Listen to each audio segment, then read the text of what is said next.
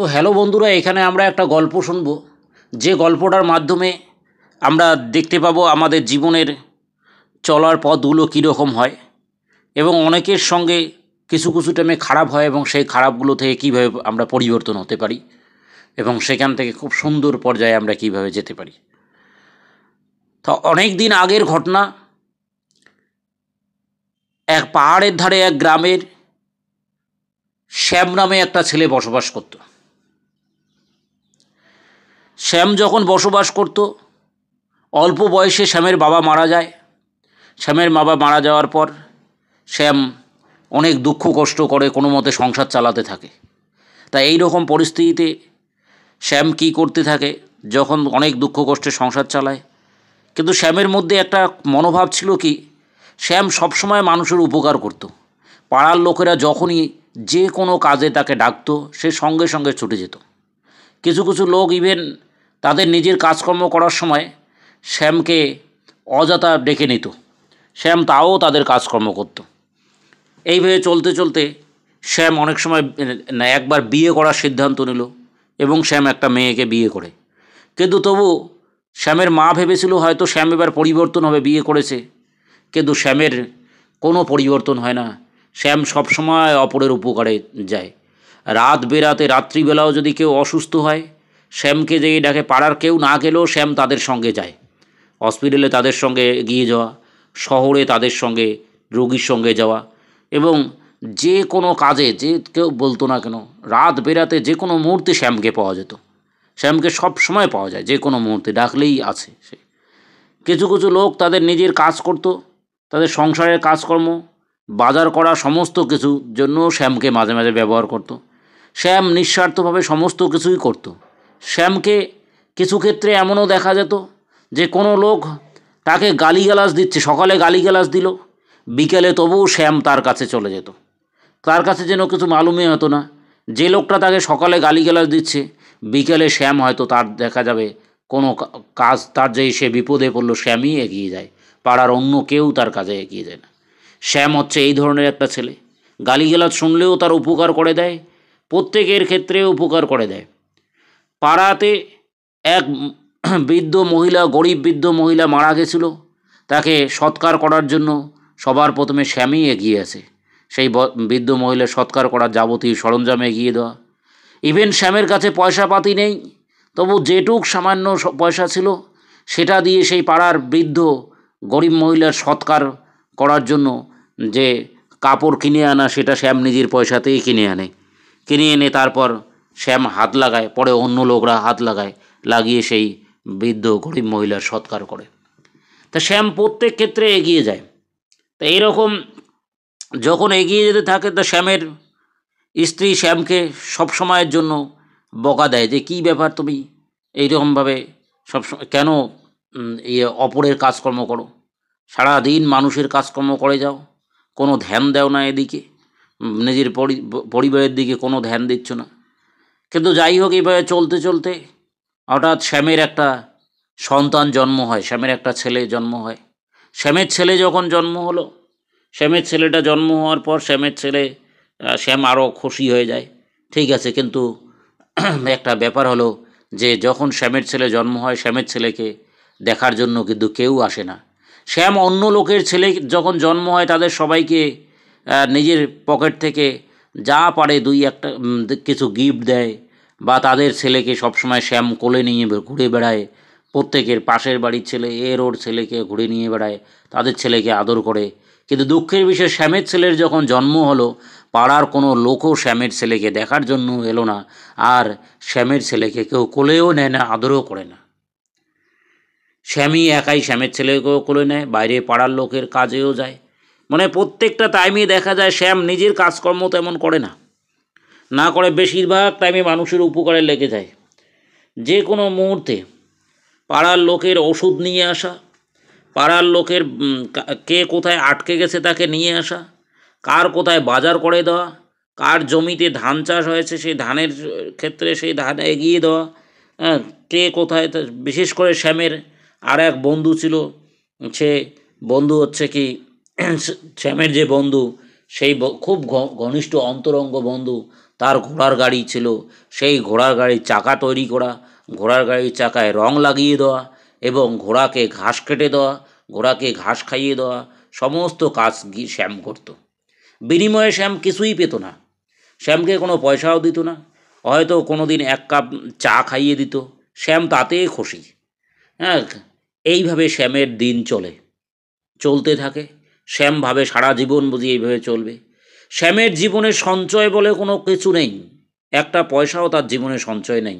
সে শুধু পরোপকারী ছেলে হিসেবে জানে এবং পাড়ায় প্রত্যেকে জানে যে শ্যামের মতো পরোপকারী ছেলে কেউ নেই, যে কোনো মুহূর্তে যে কোনো টাইমে শ্যামকে ডাকলে পাওয়া যাবে। চলতে চলতে হঠাৎ একদিন একটা অঘটন ঘটে যায়।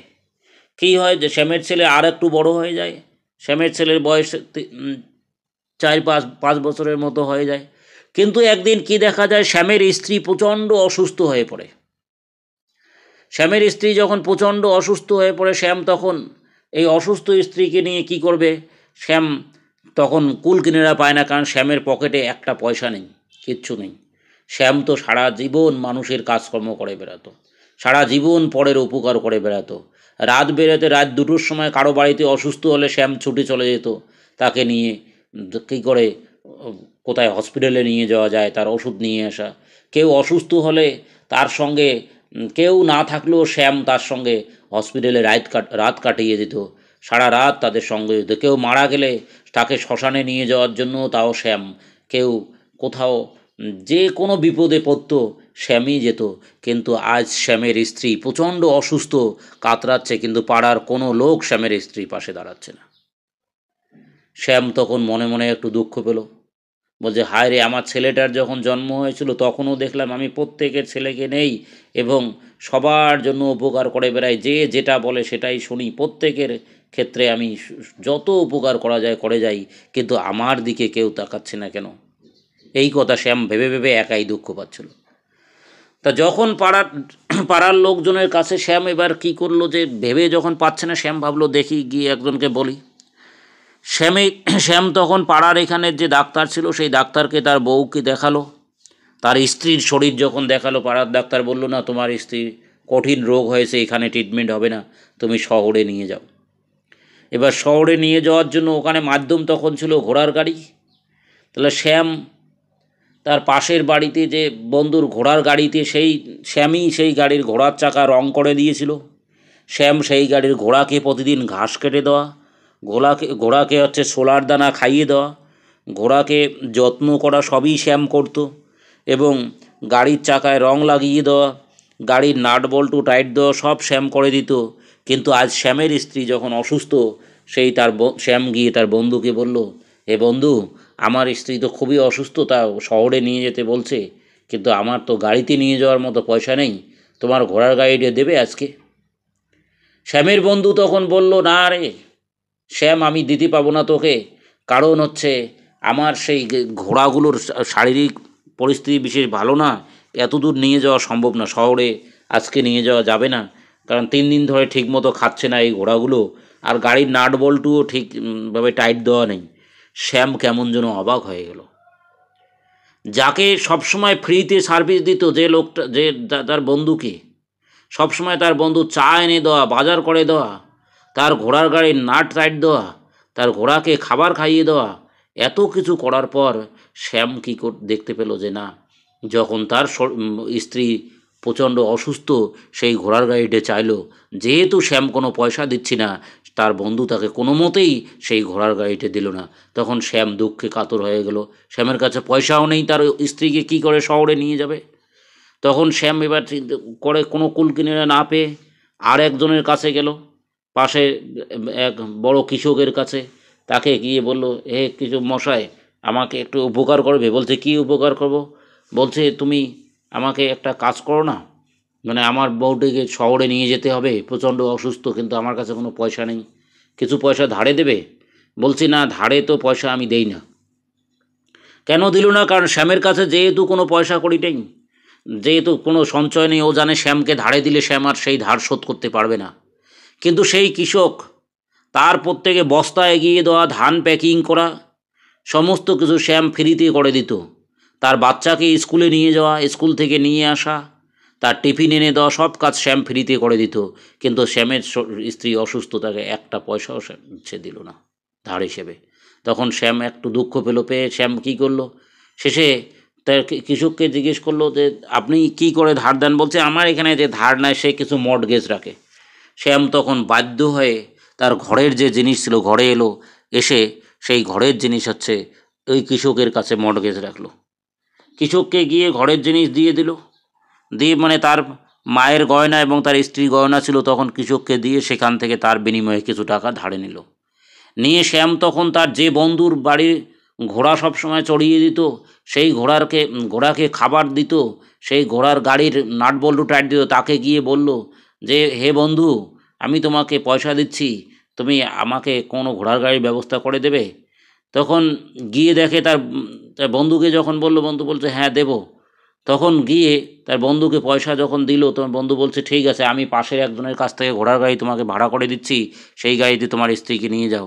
কিন্তু সে দেখতে পেল তার বন্ধুর ঘোড়ার গাড়িটি তখন আর নেই।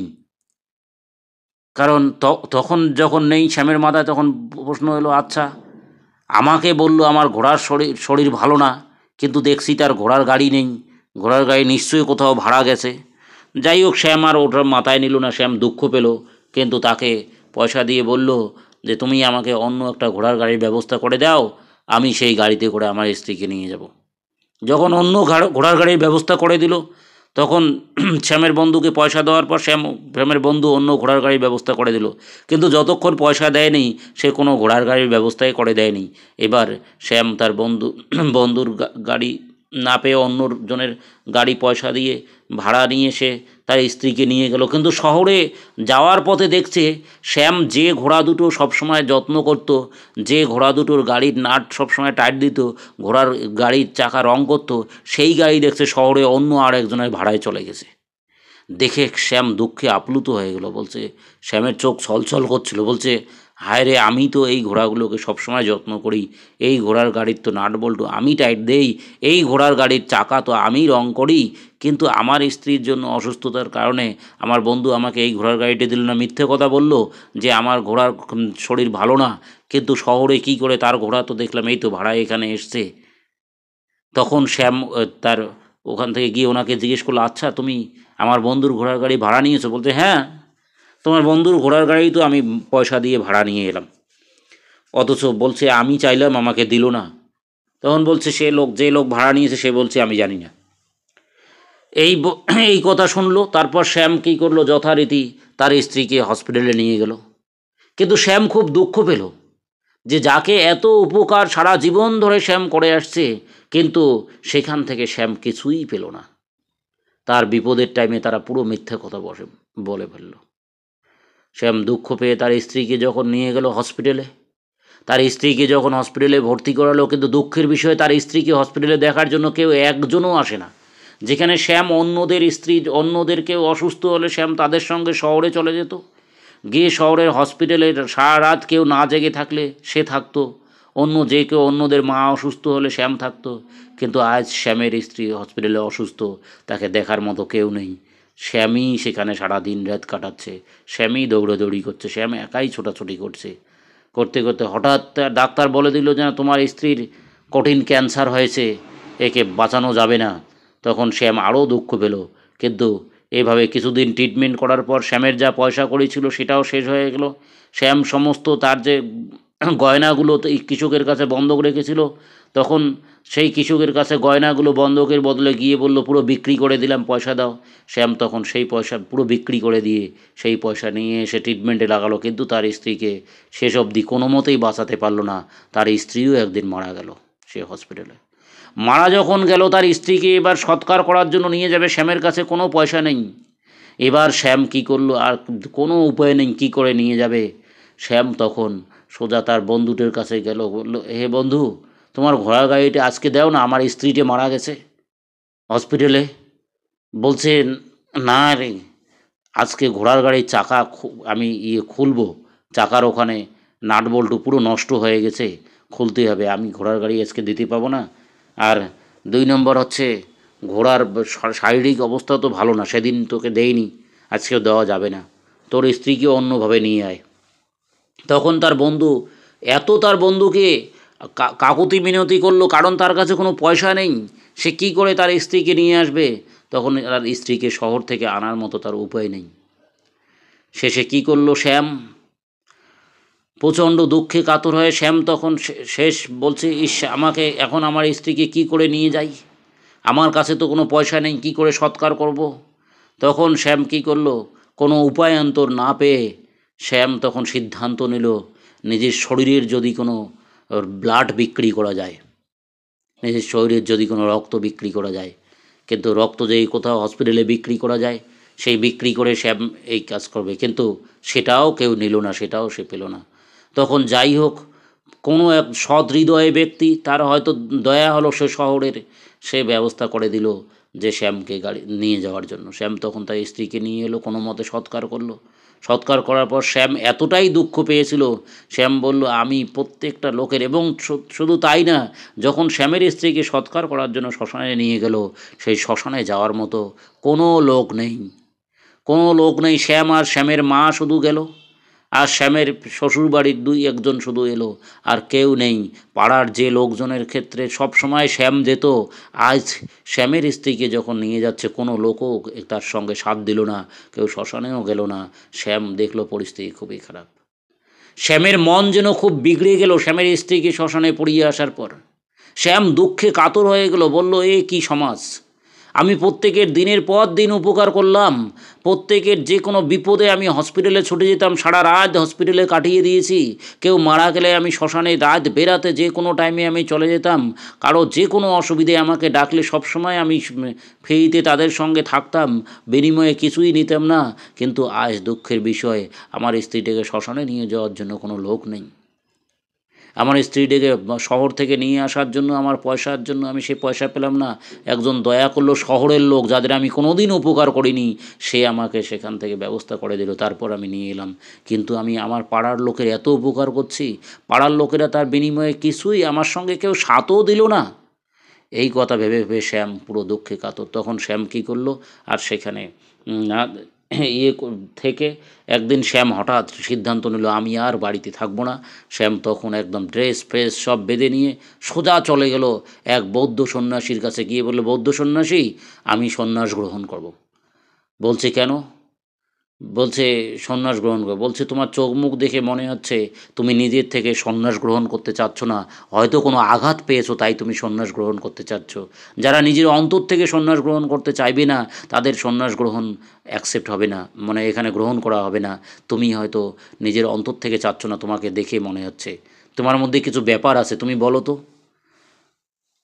তুমি কি নিজের ইচ্ছায় ভগবানের কাছে নিজেকে সঁপে দিচ্ছ, দিয়ে সন্ন্যাসী হচ্ছ? নিজেকে নিজের ইচ্ছায় ভগবানের কাছে দিতে হবে, তবে সন্ন্যাস গ্রহণ হবে, তবে তুমি সন্ন্যাস লাভ করতে পারবে। তুমি কি দিচ্ছ ভগবানের কাছে? বলছেন, আমি তো ভগবানকে দেখে নিয়েছি গুরুদেব, দেখে নিলাম এই কয়দিনে। আমি কত বছর ধরে প্রত্যেকের উপকার করলাম, ছোটোবেলা থেকে সবার এই উপকার করলাম। বিশেষ করে আমার বন্ধুর ঘোড়াগুলোকে আমি খাওয়াতাম, ঘোড়াগুলোকে চড়াতাম, ঘোড়াগুলোর গাড়ির নাট বল্টু টাইট দিতাম, গাড়ির রং করে দিয়েছি। কিন্তু আমার স্ত্রী যখন অসুস্থ হয়েছে, তাদের সেই ঘোড়া গাড়িটাও তারা দেয় নাই নিয়ে যাওয়ার জন্য, এত অনুরোধ করেছি তবু দেয় নাই। এবং হসপিটালে যখন মারা গেছে, সেখান থেকে নিয়ে আসার জন্য আমার বন্ধুটা দেয় নাই। এবং যে কৃষকের কাছে, আমি কৃষকের বাড়িতে সব সময় তার কৃষকের ছেলে মেয়েকে স্কুলে নিয়ে যাওয়া, স্কুল থেকে নিয়ে আসা, তার ছেলে মেয়ের যত্ন করা, সমস্ত কাজ, এবং বাড়িতে তাদের মাছ নিয়ে এসে দেওয়া, সব কাজ আমি করে দিতাম। সেই কৃষকের কাছে পয়সা ধার চাইতে চেয়েছি, ধার যখন চেয়েছি, তারা এক পয়সা আমাকে ধার দেয় নাই। আমার স্ত্রীর, আমার মায়ের গহনা নিয়ে গিয়ে বন্ধক রেখে তারপর টাকা ধার দিয়েছিল। এবং তারপরে আমি যখন আমার বউয়ের চিকিৎসার জন্য সেসব সেই গহনাগুলোও তার কাছে বিক্রি করে দিয়েছি। কিন্তু দুঃখের বিষয়, সে আমাকে একটা পয়সাও সাহায্যও করেনি, যাকে আমি দিনের পর দিন তাদেরকে এত কাজ করে দিয়েছি। পাড়ার প্রতিটা লোকের কাজ করে দিয়েছি। প্রত্যেকটা লোক যখন অসুস্থ হতো, আমি হসপিটালে যেতাম, রাত বেরাত কোনো কিছু তাকাতাম না, নিজের ঘুমের দিকে তাকাতাম না, নিজের শরীরের দিকে তাকাতাম না, সবসময় তাদের এত কাজ। যে কোনো লোক, যে কোনো মুহূর্তে আমি তাদের সঙ্গে যেতাম। কিন্তু আমার স্ত্রী যখন হসপিটালে অসুস্থ ছিল, কেউ একজনও দেখতে আসেনি। আমার স্ত্রী যখন মারা গেছে, যখন শ্মশানে নিয়ে গেছি, পাড়ার লোকজনও আমার স্ত্রীর সঙ্গে যায়নি, শুধু আমার মা সঙ্গে গিয়েছিল, আর আমার শ্বশুরবাড়ির আমার শাশুড় শাশুড়ি গিয়েছিল, কেউ যায়নি। ফলে আমি সমাজটাকে তো দেখলাম, আমি জগৎটাকে তো দেখলাম, জগতে কেউ আমার সঙ্গে সাথ দিল না। আমি এত উপকার করে গেছি, কিন্তু বিনিময়ে আমি কিছুই পেলাম না, কেউ আমার সঙ্গে সাথ দিচ্ছে না। এই জন্য আমি কি করে ভগবানের উপর বিশ্বাস রাখতে পারি? বলছে তাইলে তুমি কেন সন্ন্যাস নিতে আসছো? এই জন্য তো বলছি তোমার সন্ন্যাস গ্রহণ সার্থক হবে না। তখন গুরুদেব বলল, যেহেতু তোমার সন্ন্যাস গ্রহণ সার্থক হবে না শ্যাম, আমি জানি তুমি অনেকের উপকার করেছো, কিন্তু তোমার সন্ন্যাস গ্রহণ সার্থক হবে না। তুমি এক কাজ করো, যেহেতু তুমি খুব ভালো মানুষ, তুমি খুব দুঃখ পেয়েছো আমি জানি, তুমি একটা কাজ করো, তুমি ফিরে চলে যাও, সংসারে ফিরে চলে যাও। বলছে আমি তোমাকে 5টা পরামর্শ দিচ্ছি, তাহলে দুঃখ পাবে না। বলছে কি পরামর্শ? বলছে 1 নম্বর পরামর্শ আজকে থেকে শুনে নাও। সেই গুরুদেব বলছে শ্যামকে, শ্যাম তুমি শুনে নাও 1 নম্বর কথা, নাম্বার 1 কথা, যে যদি তুমি কোনো দিন পৃথিবীতে কাউকে কোনো উপকার করো, তার বিনিময়ে পৃথিবীতে কিছু পাওয়ার আশা করবে না। যদি তুমি তার বিনিময়ে কিছু পাওয়ার আশা করো, তাহলে এই পৃথিবীতে তুমি দুঃখ পাবেই। এই জন্য কোনো উপকার করলে তুমি জানবে এই উপকারের বিনিময়ে আমি কিছু পাবো না আগে থেকে। তখন তো যখন উপকার করার আগেই তোমাকে ভেবে নিতে হবে যে তুমি তার বিনিময়ে কিছু পাবে না, তাইলে তুমি পৃথিবীতে কোনো দিন দুঃখ পাবে না। 1 নম্বর কথা, এটা হচ্ছে 1 নম্বর পরামর্শ। 2 নম্বর পরামর্শ, শ্যাম, এই পৃথিবীর বুকে সবচেয়ে সর্বশ্রেষ্ঠ সেবা হচ্ছে নিজের মায়ের সেবা করা এবং নিজের ছেলের সেবা করা, নিজের ফ্যামিলির সেবা করা। তুমি সেটা বাদ দিয়ে কেন চলে এসছো? কারণ তোমার সন্তান জন্ম হয়েছে, তো তার সেবা করতে হবে। তাদের সেবা করার পর তারপর তুমি ভগবানের সেবা করবে, কিন্তু সেটা তুমি করোনি। তোমার সন্তান আছে, বাচ্চা সন্তান, সে যদি বড় হতো তারপর তুমি চলে আসতে এখানে, সেটা হতো, কিন্তু ওই সন্তানটাকে কে দেখবে? তোমার মায়ের ইনকামের কোনো পথ নেই এখন, তোমার মা কি করে খাবে? কাজেই তাদেরকে ছেড়ে আসা যাবে না। তুমি সেই তাদের সেবা করার ব্যবস্থা করো। তাদের কি হবে? তার বাচ্চাটার দিকে একবার তাকাও। 3 নম্বর প্রস্তাব হচ্ছে, শ্যাম তুমি শোনো, যদি কারো উপকার করে, উপকারের বিনিময়ে তুমি কিছু নাও, এবং যদি কি হচ্ছে যে তোমার জীবনে কোনো একটা খারাপ নেমে আসে, যদি তোমাকে ধোকা দেয়, কেউ যদি তোমার খারাপ করার চেষ্টা করে, তাহলে জানবে শ্যাম যে সেক্ষেত্রে হয়তো ভগবানই সেটা করতে বলেছে, সেটা ভাবে ভগবানই করতে বলেছে। মাথায় রাখবে, যে ধোকা দিল সে হচ্ছে কিছু ক্ষতি নেই, সে একটা খুব বিশ্বস্ত লোককে হারালো। কারণ সে বিশ্বস্ত লোকের মনে ধোকা দিল, সে তার মতো বিশ্বাস হারালো। তুমি তোমার বন্ধুর, যে সারা জীবন ধরে তার ঘোড়াকে ঘাস খাওয়াতে করতে, কিন্তু তোমার স্ত্রী যখন অসুস্থ হয়েছে তখন সে সেই ঘোড়াটাকে ঘোড়ার গাড়ি দেয়নি, কিন্তু সে দেয়নি, সে তোমাকে ধোকা দিয়েছে। তার মানে এই না যে তারই ক্ষতি হলো, সে নিজে ধোকা খেলো। কেন বলতো? তোমার মতো একটা বিশ্বস্ত এত ভালো ছেলে শ্যামকে তারা আর হারালো। শ্যাম আর কোনো দিন তার ঘোড়াকে ঘাস খাওয়াতে যাবে না, আর সেও কোনো দিন আর শ্যামের মতো ছেলেকে পাবে না। ফলে তারই ক্ষতি হলো শ্যাম। কাজেই এটা ভেবে কোনো লাভ নেই, এটা কখনো ভাববে না। তুমি ভাববে কেউ তোমাকে ধোকা দেওয়া মানে তার ক্ষতি হলো, সে নিজের জীবনে কোনো একজন ভালো লোককে হারালো, সে নিজের জীবনে কোনো ভালো একটা অপরচুনিটি হারিয়ে ফেললো। সেই অপরচুনিটি যদি তোমাকে দিত, তাহলে সুযোগ যদি তোমাকে দিত, তাহলে লাভ হতো। পাড়ার লোকের তুমি যাদের উপকার করেছো, তাদেরকে, তারা তোমার এই বিপদে আসেনি মানে তারা তাদের অপরচুনিটি হারিয়ে ফেললো। তুমি কি আর তাদের কাছে যাবে? এরপর তুমি তাদের দিকে তাকাবে না। কিন্তু এটা গেল তোমার হচ্ছে 3 নম্বর কথা। 4 নম্বর কথা, শ্যাম, সব সময় হচ্ছে নিজের কর্মের প্রতি আগে জোর দিতে হয়। নিজের কর্ম প্রথমে, নিজের কাজ করার পর তারপরে বাদবাকি যদি টাইম পাও, তবে তুমি অপরের কাজের দিকে হেল্প করবে। আগে নিজে ভালো করে বাঁচো, নিজের কর্মের প্রতি ধ্যান দিতে হবে শ্যাম। নিজের কর্ম, নিজের কাজ, যে কাজই তুমি করো না কেন, বাড়িতে গিয়ে সেই কাজটা আগে করবে, সেটা হচ্ছে 4 নম্বর পয়েন্ট। এটা করার পর তারপর তুমি অপরকে সাহায্য করবে। 5 নম্বর পয়েন্ট হচ্ছে, শ্যাম, তুমি যখন বাঁচবে যে কোনো জিনিস নিয়ে, তখন চেষ্টা করবে সবসময় ভগবানকে স্মরণ করবে। এই পৃথিবীতে ভগবানই সব কিছু করে, এই পৃথিবীতে ভগবানের ইচ্ছাতেই সব কিছু হয়। ভগবানের ইচ্ছে ছাড়া একটা গাছের পাতাও নড়তে পারে না। কাজেই মাথায় রাখবে সমস্ত কিছু ভগবানের ইচ্ছাতে হয়। তুমি ভগবানের ইচ্ছাতেই উপকার করেছিলে, কিন্তু তারা হচ্ছে সেই ভালো, তুমি ভগবানের ইচ্ছাতেই সবার ভালো করেছিলে, কিন্তু তারা ভালো মানুষটাকে সবাই মিস করে দিল। এতে তোমার কোনো ক্ষতি নেই। তুমি আরও নিজের কাজ করার পর আরও অন্য লোকের ভালো করতে থাকবে, কারণ সে অন্য এখন যাদের ভালো করবে, দেখে শুনে করবে, তারা যেন তুমি তার বিনিময়ে কিছু নেওয়ার আশা করবে না, তুমি কোনো দিন তাহলে দুঃখ পাবে না।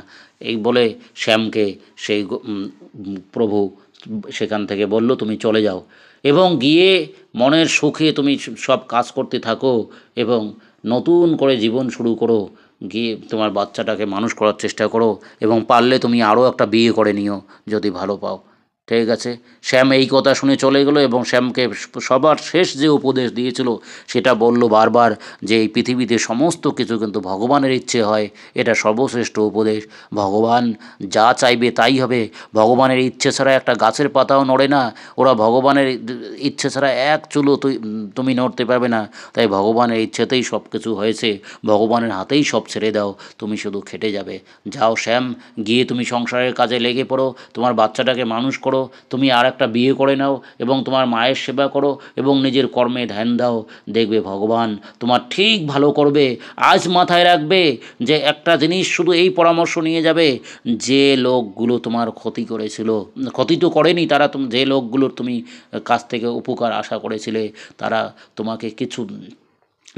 তোমাকে কিচ্ছু দেয়নি, ঠিক আছে, কিন্তু ভগবান তোমাকে দেবে শ্যাম, ভগবান তোমাকে দেবে। তার ফলাফল তুমি তো দেখতে পেলে শ্যাম, যে যখন হসপিটালে তোমার বউ মারা গেছিলো, সেখানে তোমার পাড়ার লোক কেউ দেয়নি, কিন্তু শহরের কোনো লোক তো তোমার বউকে নিয়ে যাওয়ার জন্য হেল্প করেছে। ভগবান তোমাকে ঠিক দেবে, ভগবান তোমার উপর ঠিক আশীর্বাদ করবে, তুমি চলে যাও। শ্যাম যথারীতি ফিরে চলে গেল।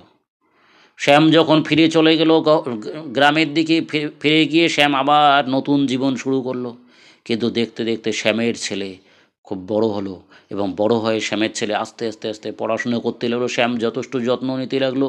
ধীরে ধীরে শ্যামের ছেলে বড় হওয়ার পর শ্যামের ছেলে স্কুলে প্রত্যেকটা ক্লাসে ফার্স্ট হতে লাগলো, ফার্স্ট হয়ে প্রথম স্থান অধিকার করতে লাগলো। করতে করতে দেখা গেল সে ইতিবৃত্তান্ত কি, যে শ্যামের ছেলে পুরো পাড়ার মধ্যে সবচেয়ে টপ রেজাল্ট করলো।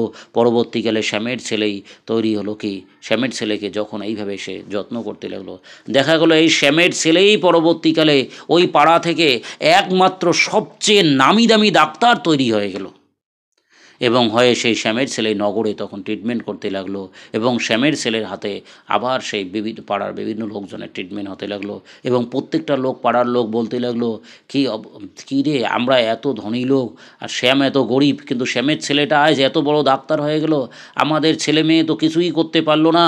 তখন এই কিছু বছর পর, 5 বছর, তখন 5 বছর, 10 বছর, 15 বছর পর, তখন কী করলো শ্যাম, 15-20 বছর পর আবার শ্যাম চলে গেল ওই প্রভুর কাছে, গিয়ে বললো, হে প্রভু, আপনি বলেছিলেন না ভগবান ঠিক উপকার করবে, হ্যাঁ আমি নিজের কাজকর্ম করার পর তারপরেও মানুষের উপকার করে গেছিলাম, কিন্তু আপনি বলেছিলেন যে নিঃস্বার্থভাবে উপকার করতে, আমি নিঃস্বার্থভাবে উপকার করেছিলাম, কিন্তু বিনিময়ে কী পেলাম? বলছে বিনিময়ে তো এটাই পেলে, পাড়ার কোনো লোকের ছেলে এত বড় ডক্টর হতে পারলো না, আজ ভগবান তোমার ছেলেটাকে দুহাত ভরে আশীর্বাদ দিয়ে এত বড় ডাক্তার বানিয়ে দিয়েছে। তাহলে দেখতে পেলে তো পৃথিবীতে ভগবান আছেন এবং ভগবান দেখেন, ভগবান কোন দিকে তোমাকে সেই উপকার করে দেবেন সে তুমি স্বপ্নেও বুঝতে পাবে না। শ্যাম, কাজে দুঃখের কোনো ব্যাপার নেই, আজ তোমারও বয়স হয়ে গেছে এবং তুমি মানুষের উপকার করেছিলে, সেই দেখো ভগবান ঠিক আছে, তোমাকে ঠিক প্রত্যেকটা কাজ থেকে উদ্ধার করে দিয়েছে এবং তোমার ছেলেটাকে এই পাড়াতে সবচেয়ে বড় ডক্টর বানিয়ে দিয়েছে, এর থেকে প্রাপ্য আর কী আছে? ঠিক আছে, তবে বন্ধুরা, এই গল্পটা শুনে কেমন লাগলো, এই বৌদ্ধ স্টোরিটা শুনে? সবাই তোমরা আমাদের চ্যানেলটাকে লাইক করবে, সাবস্ক্রাইব করবে, শেয়ার করে দেবে এবং এই গল্পটা কেমন লাগলো সেটা জানাবে। ওকে, বাই।